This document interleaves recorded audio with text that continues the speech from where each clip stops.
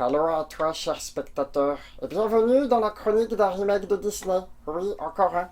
Mais un petit peu particulier pour le coup, parce que dans le genre, c'est un long métrage avec lequel personnellement j'ai beaucoup grandi, que j'ai adoré lorsqu'il est sorti.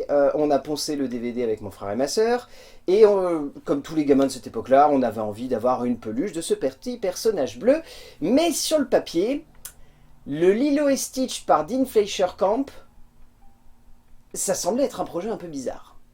Après, vu que Disney, ils ont décrété qu'il fallait remaker tous leurs films, voilà.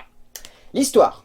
L'expérience 626 est un petit extraterrestre créé par un scientifique dans l'espace qui s'appelle Jumba. Alors que celui-ci est condamné et que l'expérience 626 est supposée être envoyée à l'exil, celle-ci arrive à s'évader et décide de choisir comme endroit où s'implanter et peut-être tout détruire sur son passage notre belle planète Terre, mais surtout une petite île dans l'archipel hawaïenne sur laquelle il y a notamment la petite Lilo.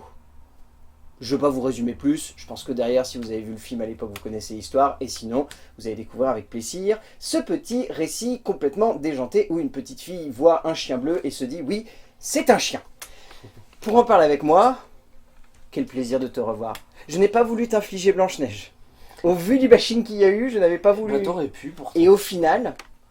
T'aurais pu parce que Oui. je l'ai pas détesté. Ah, Je l'ai pareil pas- que toi. Je dirais pas qu'il était mauvais, mais j'ai pas détesté. Exactement, j'étais pareil que toi. Mais donc je me suis dit, bon, reprenons un petit peu notre mouvement avec Lilo et Stitch. Voilà. Comment vas-tu? Eh bien, ça va très bien.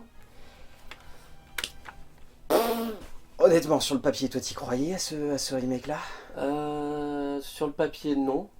Avec les premières bandes annonces, oui. Ouais. Et maintenant que je l'ai vu, j'ai bien aimé. J'ai beaucoup aimé même.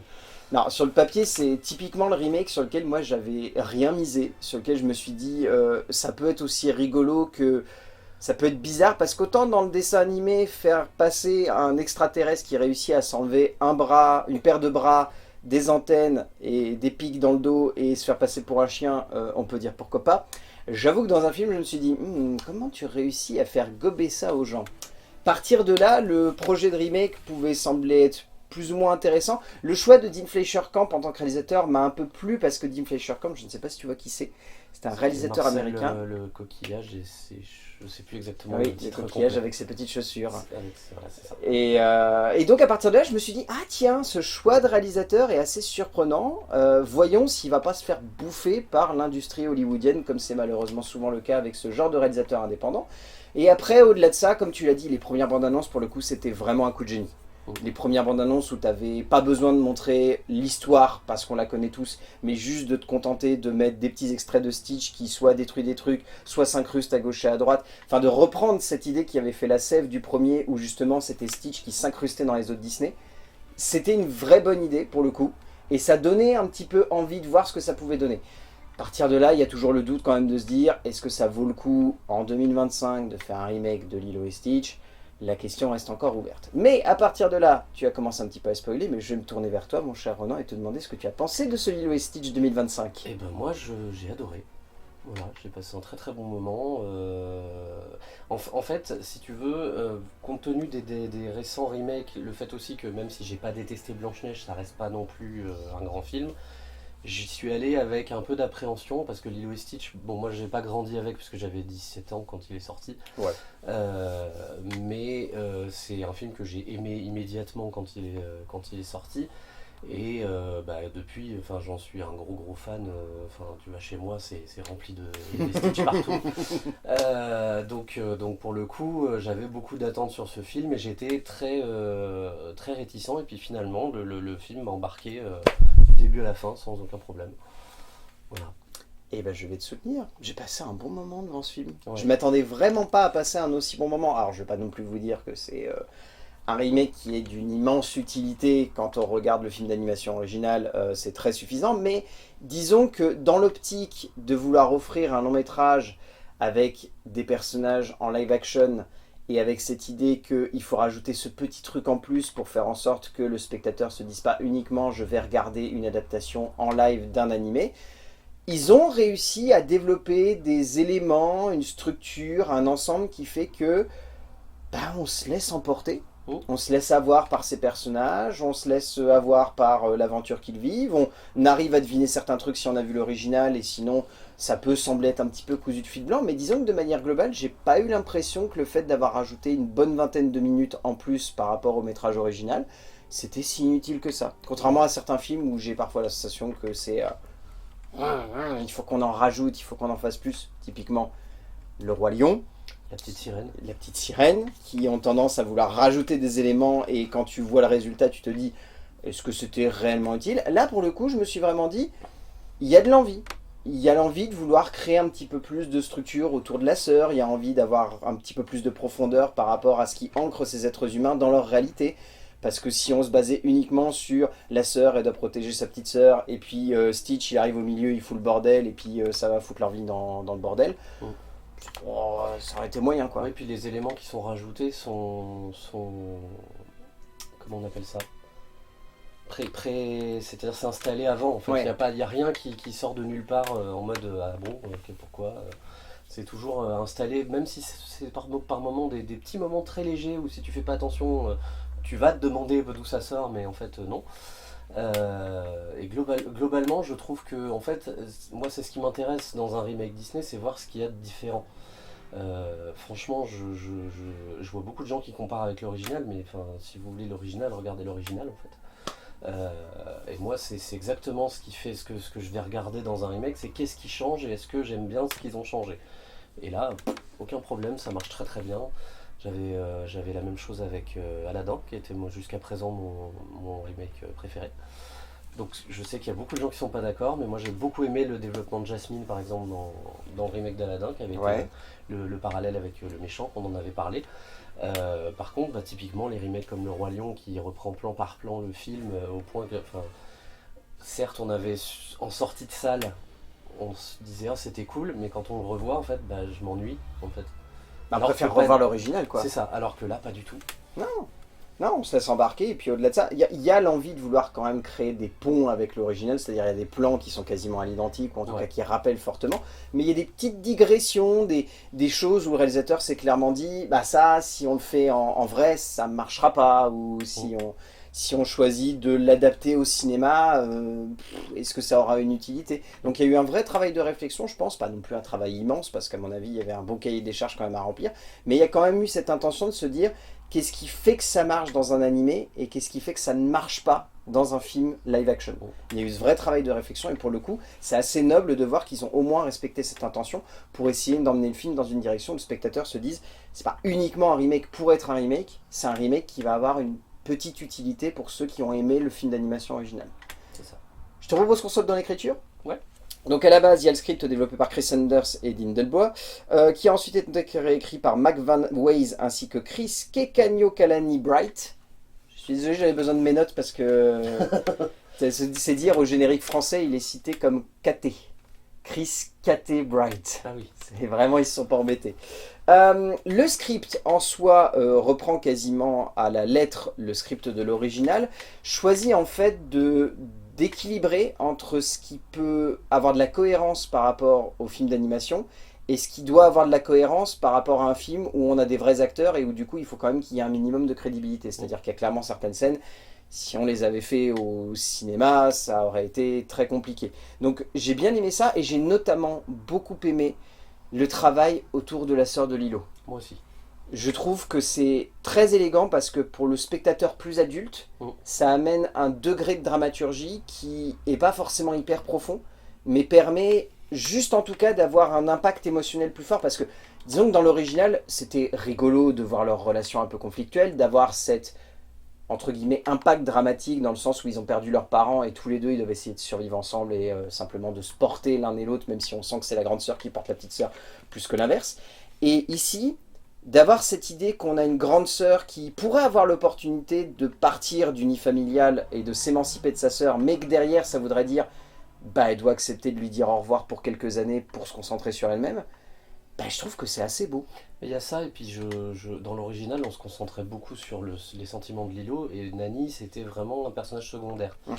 Là, elle vient prendre un rôle beaucoup plus important, et où du coup, on s'interroge aussi sur qu'est-ce qu'elle ressent de la situation. Le fait qu'elle ait perdu ses parents, dans l'original, il n'y a que Lilo finalement Ouais, qui c'est a ça. l'air vraiment d'en souffrir. Là, Nani, on sent qu'elle en souffre, et on sent qu'elle en souffre parce qu'elle a tout abandonné pour pouvoir s'occuper de sa sœur. Et j'ai trouvé que la conclusion était très belle du coup là-dessus. Même si bon, je sais qu'il y a beaucoup de fans qui sont pas d'accord parce que avec l'histoire de Ohana et tout ça. Mais encore une fois, je répète, si vous voulez voir l'original, il existe toujours, il est pas C'est ça. parti. Voilà, donc, Et Ohana, ça veut dire quoi? famille. Ça veut dire famille. Famille veut dire que personne ne doit être abandonné ni oublié. Ça veut pas Voilà. dire qu'il faut rester soudé dans le même nid familial et constamment Voilà, ça rester les uns implique sur les aussi, autres. Une famille, ça implique aussi de vouloir que les membres de la famille soient heureux, épanouis et qui se. Voilà.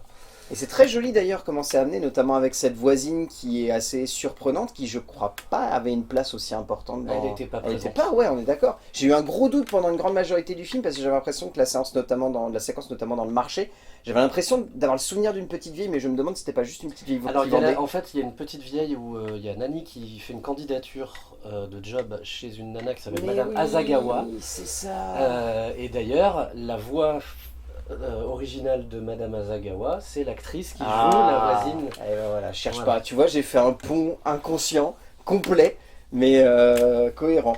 Mais c'est pour montrer à quel point, je pense encore une fois, que les deux scénaristes se sont dit, il y a des éléments qu'on doit garder, il y a d'autres éléments qu'on doit développer. Et je trouve notamment que cette voisine est une vraie bonne idée. Oui. Parce que ça amène une matriarche, entre guillemets, qui va un petit peu superviser la situation, mais surtout, ça amène un côté responsable à toute cette histoire, et ça amène, je trouve, quelque chose de très mature dans un film qui, de base, même s'il n'est pas non plus uniquement basé sur des sketchs, est quand même très enfantin et très léger. On a Oui, une oui. base de dramaturgie qui est quand même assez lourde avec la perte des parents, mais le reste du temps, c'est vraiment juste un petit monstre bleu qui va faire des mistifouilles partout, et à côté, une jeune fille qui essaie juste de lui dire « Non, non, sois calme, s'il te plaît. Arrête d'être méchant. Tu vois, ton niveau de méchanceté, il est là. Il faut qu'on le ramène là. » Et je trouve que d'amener cet impact dramatique pour faire en sorte que le spectateur se dise « Ah tiens, il y a quelque chose de plus. Il y a une émotion, il y a une sensibilité, il y a un recul qui permet d'amener de la crédibilité. » Et surtout, encore une fois, ben, du terre à terre, quoi. Ouais. Parce qu'on reste quand même sur une histoire où, à la base, c'est un conflit intergalactique parce qu'il y a une expérience de laboratoire qui s'est barrée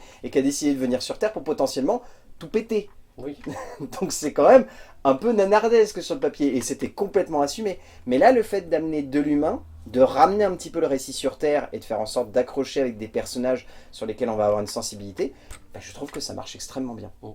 Et ça amène vraiment une justesse d'écriture qui fait qu'on sait s'emporter. Après, niveau globalité, sinon, on va pas avoir grand chose à dire parce qu'on reste sur la même chose que l'original, quoi. Oui, et puis après, je pense aussi qu'il y a eu d'autres contraintes au niveau du scénario, parce que faut pas oublier que Stitch, c'est la licence de Disney qui est de loin la plus lucrative. Et donc, quand ils développent un remake de Lilo et Stitch, on le sait, ils ont des idées pour des suites. D'ailleurs, le film est à peine sorti, qu'ils commencent déjà à en parler. Donc, Sachant qu'il y a des suites. Il y a des suites. Il y a Lilo Il y a- et Stitch 2 et il y a Stitch le film, si j'ai oui, bien puis il y a mémoire. la série aussi. Et puis en plus la série, oh la vache. Voilà. Donc il y a des suites et tout, mais donc justement là l'idée c'est on va relancer la licence en potentiellement faisant des suites. Et je trouve que la manière d'amener les éléments qui vont peut-être donner des suites, c'est pas fait à la truelle en mode vas-y, on sait qu'il va y avoir des suites et tout. Et j'ai regardé aussi, le budget du film est vachement bas par rapport aux autres remakes. Ok. Donc pareil, je pense qu'ils ont eu sûrement des contraintes par rapport à je pense au personnage qui a été retiré dans tout. Oui. Ah mais Et ça, ils ont dit, ça les deux auteurs, enfin les superviseurs du projet ont assumé eux-mêmes le choix de le retirer parce qu'ils se sont dit, un, ça va être un enfer à faire, Ouais. et deux, ça ne sera jamais crédible d'avoir Oui, ce bah personnage-là qui se balade durant tout le film. Donc il y a un moment, en fait, ils ont juste... Et c'est pour ça, tu vois, que je soulignais le fait qu'ils ont eu le pragmatisme de se dire, il y a des éléments qu'on ne peut pas mettre dans le film parce C'est que ça. ça ne sera pas crédible. Mm. Et celui-là, c'est l'exemple typique. Si tu le mets dans ton film, il est flingué parce que tu passes ton temps à te dire, ça n'a aucune cohérence que ce personnage soit là. Oui, oui, voilà, il y a de ça. Et puis il y avait aussi le fait que Jumba et Pikli soient en déguisement humain pendant tout le film. Je pense aussi que c'est une contrainte budgétaire. C'est-à-dire que Disney a dû demander à l'équipe de faire le film, mais allez-y doucement sur le Et pareil, très bonne sur le idée. budget. Et ça marche bien. Et ils ont gardé... encore une fois, j'entends plein de gens se plaindre que du coup Pikli s'habille plus en femme, mais il s'habille toujours de manière ridicule. Et c'est même rajouté dans son intitulé de poste au début du film. Et ça fonctionne très bien. On a un Billy Magnussen qui est toujours aussi bête, comme dans Aladdin d'ailleurs, ça, ouais, qui fait toujours un peu le pitre. Et ouais, non, j'ai trouvé que ça fonctionnait super bien. Mm. En termes de mise en scène, donc Dean Fleischer Camp, dont on doit le petit Marcel juste avant. Je crois que c'était son seul film, sinon il avait fait des courts-métrages. Alors, j'aurais pas non plus envie de dire qu'on reconnaît complètement son style, parce qu'en même temps, il avait fait qu'un seul film et c'était un fan footage avec un petit escargot fait en stop motion. Donc à partir de là, je pense que c'est un petit peu compliqué de dire qu'on reconnaît le style de Fleischer Camp.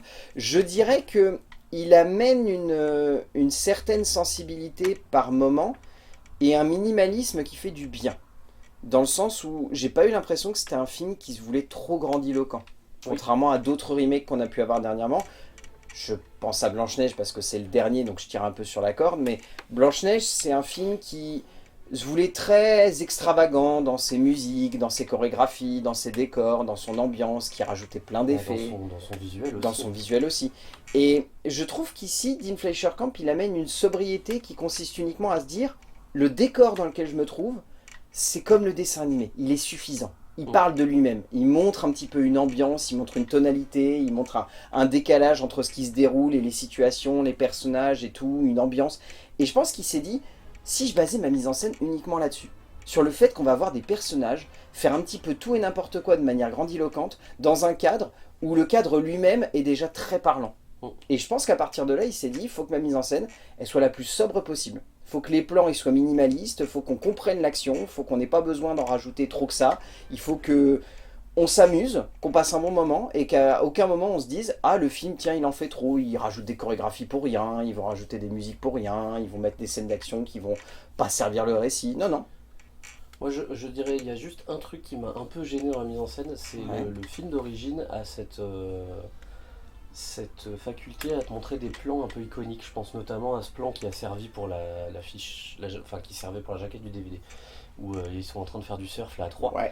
Et en fait, c'est le seul truc qui m'a un peu gêné, j'ai jamais retrouvé ça dans le live action. J'aurais aimé juste, peut-être ne serait-ce une seule fois, notamment sur la séquence de surf, peut-être un plan un peu iconique où on sait que ça c'est le plan du film quoi. Ouais. J'ai trouvé ça, c'est le seul truc qui m'a vraiment gêné en termes de mise en scène. Après j'ai pas l'œil très aguerri comme toi, mais ça je l'avais repéré, j'attendais en fait pendant cette séquence là, j'attendais un plan. Un petit peu un plan iconique Un quoi, petit qui peu mettent en relief les personnages. Qui mettent en relief les personnages et je l'ai pas eu. Ok. Et c'est le seul truc en fait à ce moment-là du film où je me suis dit ah c'est dommage. Voilà. Alors tu vois, bizarrement, moi je me suis dit l'inverse, j'étais content en fait de pas voir de suriconisation des personnages. Ouais, mais là c'était vraiment juste une seule fois dans le film où vraiment c'était le passage du film où je me suis dit je l'attendais. Parce que bizarrement, je l'ai pas eu. bizarrement, tu vois, cette séquence-là, moi je l'ai trouvée très cool parce que j'avais la sensation que les personnages étaient vraiment en train de surfer. Ah, et oui, je me suis dit, la vache, ils ont vraiment réussi à rajouter Stitch sur une séquence où j'ai réellement la sensation que les acteurs, en fait, moi c'est ce qui m'a plu de manière globale dans le film, c'est que je trouve que Stitch ne fait pas tâche. Non. Et pourtant, sur le papier, typiquement, c'est le genre de film où si tu foires l'incrustation de ton perso, le film fait tâche. C'est-à-dire que tu vas voir les fonds verts, tu vas voir les moments où les personnages ils sont pas impactés par les mouvements du personnage. Oui, maintenant que j'y pense, effectivement, à aucun moment tu as l'impression que c'est faux. Alors je sais pas s'ils avaient quelque chose pour le tenir dans les bras ou quoi, mais les interactions avec le personnage sont hyper... Moi je pense que le minimalisme du budget qui a été confié à ce remake, à mon avis, a fait que Dean Fleischer Camp s'est réellement dit qu'est-ce qui fait que dans Marcel, on y croit à ce petit personnage, au-delà de la stop motion. Qu'est-ce qui fait qu'à ce moment-là... C'est même pas juste dans Marcel en fait. Quand tu regardes l'histoire du cinéma, bien souvent c'est dans la contrainte que les gens se sont montrés les plus ingénieux pour arriver à faire croire à ce qui... Enfin, c'est toute l'histoire d'ILM, c'est ça en fait. Toute l'histoire des Dents de la Mer, toute l'histoire d'ILM... Toute l'histoire d'ILM, c'est on a démarré avec que dalle et on n'avait rien, on n'avait pas de budget, on a dû se démerder avec nos petites mains et on a eu Star Wars. Et en fait, je pense que peut-être qu'il faudrait que Hollywood se décide à peut-être dépenser moins et justement faire travailler un peu les méninges des équipes qui travaillent sur leurs films. Parce qu'en fait, à partir du moment où tu leur donnes tout le budget qu'ils veulent, des films à 200, 300, 400 millions, en fait, ils se disent, bon, on s'en fout, on fera en post-prod, en machin. Et en fait, il n'y a pas de limite. Et c'est dans la limite, en fait, que les cinéastes se dévoilent en fait, ils font preuve de créativité parce qu'ils ont quelque chose à contourner. Et je trouve que en fait, là, le fait qu'il y ait peu de budget, alors c'est pas forcément réussi à 100%, hein, il y a des moments où Pitly, on sent bien que c'est de la CGI. Hein. Oui. Mais Mais on sent il y a une inventivité dans la manière sûrement, je pense ils ont dû avoir un petit quelque chose sur le set parce qu'ils ont fait, même pour la promo, ils ont fait un robot. Oui, c'est vrai. Oui. Donc je pense qu'ils ont dû avoir quelque chose sur le plateau pour pouvoir avoir des interactions réalistes avec. Et ça marche super bien. Et voilà, bon après c'est pas non plus un mini budget non plus, hein, mais Ah non, non. compte tenu de Disney, c'est un budget relativement petit. Ah bah c'est clair et net que par rapport à ce qu'on a vu dernièrement, c'est un budget qui est presque minime. Ouais. Pas ridicule non plus, parce que il y a eu une époque où Disney faisait assez confiance à ses équipes pour leur donner des budgets tout petits et que les gens étaient assez créatifs pour emmener un truc un peu plus loin. Mais clairement, dans le genre, c'est un budget minime et on sent que derrière, il y a des auteurs qui se sont dit vas-y, faisons en sorte qu'on utilise ce budget avec le plus de pragmatisme possible. Donc ça veut dire on fait le plus de scènes réellement. On fait pas des scènes de surf en effets spéciaux qui vont paraître dégueulasses et où par contre on va pouvoir faire des super plans ultra iconiques. Bah, de toute façon, Par en fait, contre, en dehors des plans dans l'espace, j'ai l'impression qu'il n'y a absolument pas de plan numérique. Non. Alors Sauf, si- sauf peut-être le passage avec le paysage où à dire on est bien, il n'y a pas de grand Exactement, c'est ce que pays. j'allais C'est dire. peut-être le seul moment. Là on le voit, peut-être on le voit un petit peu, mais c'est le seul moment où je me suis dit ah tiens, c'est un fond vert. Parce que le reste du temps j'étais en train de me dire bah la vache, en fait c'est quasi en... En fait il y a des moments où j'étais presque en train de me dire ils ont tourné en lumière réelle. Parce qu'il y a vraiment des scènes où j'étais en train de me dire j'ai pas l'impression qu'il y ait un trop gros set ou qu'il soit pris la tête avec une lumière qui soit ultra travaillée. Au contraire, je pense que Dean Fleischer, comme son objectif c'est d'être le plus crédible possible pour que lorsqu'on arrive avec Stitch dans l'image, on se dise ah tiens, il est vraiment là-dedans. Ouais, Ah, j'y crois en fait, il est vraiment dans cette réalité, il est vraiment là, Stitch. Mm. Et je pense que toute sa mise en scène s'est basée sur cette idée que comment faire en sorte qu'une petite fille va gober que cette créature-là est un chien. Et bien faisons en sorte que cette créature-là, on la sente dans cet univers. Mm. Qu'on comprenne qu'elle est là, qu'on se dise ah tiens, Stitch il est vraiment là. C'est pas un personnage de CGI, c'est pas une peluche, c'est pas une marionnette, il est vraiment là. Mm. Et j'adore cette idée d'avoir conçu une mise en scène entièrement autour de ça et que du coup, le cinéaste la porte pleinement à bout de bras. Ouais. Que derrière, peut-être, il délaisse cette idée de vouloir iconiser ses personnages pour avoir des plans qui soient ultra marqués, mais qu'au contraire, on se dise ah bah tiens, j'y crois. J'y crois à cette aventure, j'y crois à cette petite fille, j'y crois à cet extraterrestre. Bon après oui, il y a d'autres scènes, lorsque Jumba se retransforme, là peut-être que on y croit un petit peu moins, mais pour Oui, autant... bah, en fait, je pense que comme ce sont pas des personnages qui sont centraux dans le film, ils ont peut-être moins mis de soin dessus parce qu'on C'est les ça. voit moins. Alors que Stitch, bon, c'est le personnage central, donc fatalement, il fallait qu'il soit réussi. Ouais, ça aurait été un peu bête s'il l'avait planté, lui, Ouais. hein, parce que clairement dans le genre... Mais même, je repense à toutes les images qu'ils avaient fait, tu vois, pour la promo du film. Elles étaient toutes ultra crédibles. Le Ah moment oui, où tu avais c'était- Stitch qui se baladait sur le terrain de foot pendant la finale du Super Bowl, ça fonctionnait hyper bien parce qu'ils avaient fait un truc de telle sorte à ce que vraiment on y croit. Et Ouais, je ouais. pense que c'est l'exemple type de comment bien gérer ta campagne de com. Mais comme, encore une fois, je l'avais dit au tout début, comme ils l'avaient fait lorsqu'il y avait eu le premier film qui était sorti, où ils avaient eu cette idée de je pense génie que de justement, oui, l'incruster partout. en fait, le premier film avait déjà eu des idées de génie pour la promo. Du coup, enfin, pour le coup, là, ils n'avaient pas trop à se fatiguer. Ils C'est savaient ça. ce qu'ils avaient à faire. La seule différence, c'est qu'au lieu de s'incruster dans les classiques Disney, c'était on va s'incruster dans la vraie vie, quoi. Parce que derrière, ce qui est important, c'est de faire en sorte qu'on croit à la présence de Stitch sur Exactement. Terre. C'est génial d'avoir des cinéastes qui se disent comment prendre une campagne de com qui a bien marché pour faire en sorte que la nouvelle campagne de com serve ce qu'on veut véhiculer au travers du film. Ouais. C'est super bien, c'est vraiment génial. Punaise, on va presque trop défendre le film, tu vois. Casting. Le casting est vraiment bon dans sa globalité. Je trouve qu'ils ont eu des très bons choix de casting parce qu'ils ne sont pas partis sur une ressemblance complète au niveau du physique, mais plus sur une aura. Les personnages, je trouve, dégagent quelque chose. C'est ça. Et moi, je voudrais juste tirer mon chapeau à la petite Maya Kialoha qui est absolument... elle crève l'écran, cette Ouais. gamine. Elle est vraiment, pour le coup... c'est pas la même Lilo que dans l'original, clairement. Pas tout à fait. Parce qu'elle est beaucoup plus enfantine, là, pour le coup. C'est ça. Et Mais- puis elle est beaucoup moins dans l'extravagance parce que Lilo avait tendance à constamment gueuler. Elle, Ouais. c'est plus « Je suis déjà dans ma chambre !» Oui, voilà, elle est un petit peu plus... mais ça marche super bien. Franchement, le duo Lilo-Stitch, là, fonctionne du tonnerre. Ils ont vraiment fait un choix de casting qui était qui est génial. Moi, je dirais le seul acteur que je trouve qui était un peu en dessous, c'est David. Un petit peu... Bon, après, le personnage est un peu en retrait aussi. Ouais.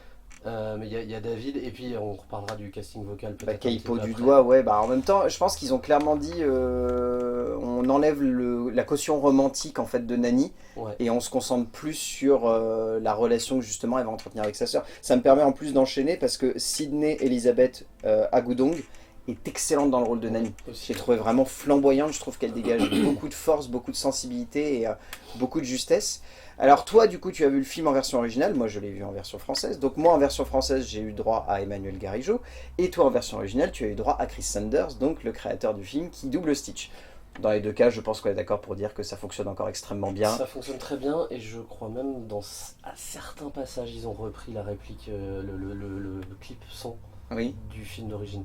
Genre Ouais. au tout début, quand il fait son insulte là dans le. Nika Palaquista. Ouais, ça je crois qu'ils l'ont repris du C'est film bien d'origine parce que possible. ça, vraiment à l'audio j'étais là, je me suis dit mais putain c'est identique quoi.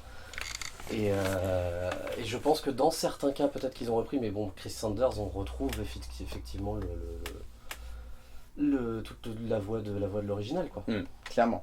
Dans les autres acteurs à citer, il y a Courtney Bivens qui joue Cobra Bubbles, il y a Amy Hill qui joue donc Tutu, et il y a Tia Carrere qui joue donc Miss Kekoa. Les trois sont vraiment très bien aussi. Oui. Alors Courtney Bivens, pour le coup, c'est très surprenant parce qu'il a rien à voir avec le Bubbles du film d'animation, mais je trouve qu'il dégage une autre forme de charisme qui est très élégant et qui fait beaucoup plus agent de la CIA ou du FBI crédible, entre guillemets. Oui, en fait, ce qu'ils ont fait, c'est que dans l'original, c'est le côté gros baraque en fait qui fait le décalage. Avec C'est armoire à glace, quoi. Voilà. Là, le décalage, c'est qu'effectivement, il fait, je dirais pas qu'il fait le pitre, mais il est un peu. Il fait un peu dandy. Il fait un peu dandy, mais c'est tu sais, l'agent de CIA de film pour enfants, toi, un peu Tout à fait, typique. tout à fait. Et du coup, moi ça m'a pas gêné parce que du coup il y avait Tia Carrere qui reprenait la partie services sociaux. Tout à fait. Et pour la petite info, Tia Carrere c'était la voix de Nani dans l'original. Oh là là, mais tu vois, tout est lié, Voilà. tout est lié. Pour moi, Tia Carrere, de toute façon, ça restera Wayne's World, mais bon, c'est bien de le rappeler aussi. Wayne's World. Oui, Wayne's World, tout Oui, à alors fait. que pour tout le monde ça va être Sidney Fox, mais Tout à fait. c'est marrant que cette série elle soit restée alors que au final elle a quasiment pas duré. Bah, je crois, ouais. Bref. Et il faut citer Zach Galifianakis et Billy Magnussen. Voilà. Alors, Zach Galifianakis... Alors, il est pas mauvais acteur, c'est juste que je trouve que le choisir pour Jumba, c'est peut-être pas le meilleur choix. Ouais, honnêtement, je pense que Zach Galifianakis, il est là pour ramener un petit peu un public plus adulte, et encore, il a pas été forcément beaucoup mis en avant. Billy Magnussen, lui, par contre, tu l'as déjà cité, mais il est vraiment excellent, et je trouve qu'il dégage, il dégage un vrai charisme, en fait. Ouais. Il a vraiment beaucoup de drôlerie, et il joue On très sent très qu'il bien. s'éclate aussi. On sent qu'il s'éclate à jouer le rôle de Piccoli, enfin, ça l'amuse. Et c'est vrai que Zach Galifianakis, à côté, il fait un peu empoté, quoi. On sent qu'il a du mal, en fait, à interpréter ce personnage, ou en tout cas à lui donner le regard ou la sensibilité qui aurait été à la juste valeur, entre guillemets. Ouais. Puis le parcours de Jumba est ici beaucoup plus carré et linéaire, je dirais, Oh. notamment dans la finalité, sans trop vous en révéler. Ce qui peut-être l'oblige à avoir un jeu plus rigide ou en tout cas plus fermé et l'empêche un petit peu de s'éclater pleinement. Je C'est sais ça. pas. Et alors en plus, bon, on le sait, l'original il y avait Jumba qui avait un accent très particulier qui faisait vraiment l'identité du personnage, qui n'a pas forcément d'utilité en soi, mais vraiment ça faisait quelque chose, ça a ajouté Ça a ajouté un timbre au un personnage. timbre au personnage. Et là en fait, bah, il n'y a pas du tout d'accent, et en plus Zach Galifianakis n'a pas la grosse voix du personnage d'origine, et donc c'est un peu comme si on mettait. Je sais pas, dans le rôle de Pumba, c'est un peu la même chose. C'est si tu mettais quelqu'un qui a une voix comme la mienne, par exemple, sur Pumba, ça. Ouh. Donc dès le début du film, dès que Jumba ouvre la bouche, tu fais ouf. C'est peut-être le point faible du casting du film, je dirais que c'est Jumba. C'est un petit peu dommage. Après, est-ce que c'est vraiment problématique? Non. C'est juste, effectivement, ça aurait été peut-être mieux. Moi, j'aurais vu un Seth Rogen dans le rôle. Oh, bonjour, je vous signe. En effet, oui, j'aime J'aurais beaucoup. vu un Seth Rogen, j'aurais bien aimé. Il a déjà fait Pumba dans. Oui, mais peu dans le Roi importe, Lion. c'est Mais pas je grave. suis d'accord. C'est pas je grave, suis d'accord. ce serait pas la première fois que C'est Disney vrai que ça réutilise, aurait très très bien passé. Bah, Billy Magnussen, exemple typique. Oui, voilà, Billy Magnussen ou même Alan Tudyk dans quasiment tous les films d'animation, il y est. Voilà, non mais oui. Oh, très bonne idée. Je vais la noter quelque part celle-là. On va pré-shot pour les suites. On arrive à la fin de cette vidéo. Qu'est-ce que tu retiens de cette version 2025 de Lilo and Stitch? Eh ben, je suis très content, surtout compte tenu des récents remakes, parce que moi, enfin, moi quand le seul remake que j'ai vraiment aimé, c'était Aladdin, donc ça commence déjà un petit peu à remonter. Et c'est date d'avant le Covid. Ouais. Ouais, c'est date d'avant le Covid. Wow. Et donc, Oh, le coup de vieux. donc ouais, moi, à chaque fois que je vais voir un remake Disney, je m'attends toujours à ce que ça soit une catastrophe. Bon, Blanche-Neige, c'était pas si catastrophique que ça, c'était pas ouf, mais c'était pas la honte qui était annoncée. Et Lilo et Stitch, pareil, j'y suis allé avec cette espèce d'appréhension, et finalement, j'ai passé un très bon moment. J'ai juste oublié de citer un petit défaut que j'ai repéré, c'est dans la bande-son du film. Oui. C'est-à-dire que autant les chansons sont toutes là, il n'y a pas de problème, mais la musique, le score du film, j'ai trouvé que ça manquait de quelque chose. Ouais, ça je suis d'accord avec toi. Pour avoir écouté un petit peu la bande originale à côté, ouais, c'est vrai que. Le film d'origine avait des mélodies qui étaient vraiment sympas, même dans les moments émotionnels. Après, peut-être que dans les moments d'action, c'était peut-être trop, ça faisait trop super-héros cliché. Ouais. Mais dans les moments d'émotion, j'aurais aimé retrouver cette petite musique avec la flûte et la harpe là, qu'on n'a pas retrouvé. Il y avait un petit quelque chose, et j'ai trouvé que la musique était un peu en retrait sur ce. Mais sinon, voilà, j'ai vraiment, pour le coup, je le dis sans honte, pour moi c'est le meilleur remake qu'ils aient fait jusqu'à présent. Très bien. Voilà. Je note. J'ai bien aimé. Vraiment, honnêtement, je ressors avec le sourire. Je suis ressorti en me disant que j'étais content d'être reparti dans cet univers. Moi, c'est ça en fait que je vais retenir, c'est que c'est pas un remake où j'ai l'impression juste de voir une version mise à jour d'un classique Disney. J'ai vraiment eu l'impression de me replonger avec plaisir dans une ambiance, dans une tonalité, dans un univers qui me plaît, et de voir surtout des auteurs qui sont assez investis et assez emportés par cette idée de vouloir respecter cet univers pour lui donner une dimension plus crédible, une dimension à l'image de ce que doit être un live action. C'est-à-dire qu'on va pas copier le remake, on va pas copier cette idée de faire un remake vraiment à l'identique et de garder les mêmes plans. On va s'approprier le matériau et on va se dire qu'est-ce qui fait que là, on va réussir à faire croire aux gens qu'un petit extraterrestre bleu a débarqué sur Terre et va se faire passer pour un chien. Et encore une fois, moi je salue ça.